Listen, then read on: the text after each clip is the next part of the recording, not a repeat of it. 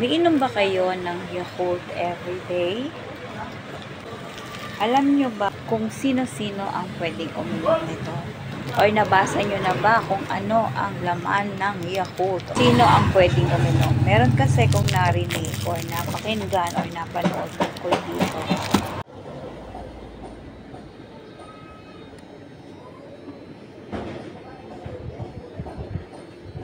So, ayan.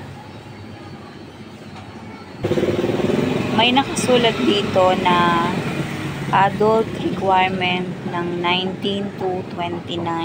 So, 19 to 29. Ang nakalagay naman niya ay adult requirement.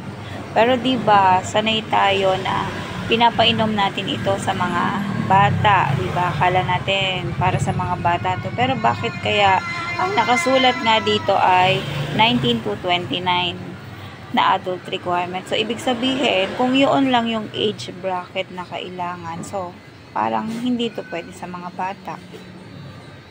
Ano kaya? Tama kaya yun na hindi to pwede sa mga bata? Or tama ba na ipagpatuloy pa rin natin ang pagpapainom natin ito sa mga bata?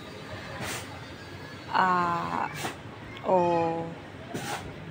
i-stop na natin kasi yun lang naman yung naka-indicate dito na age na kailangan na age requirement niya na umiinom nitong 19 to 29.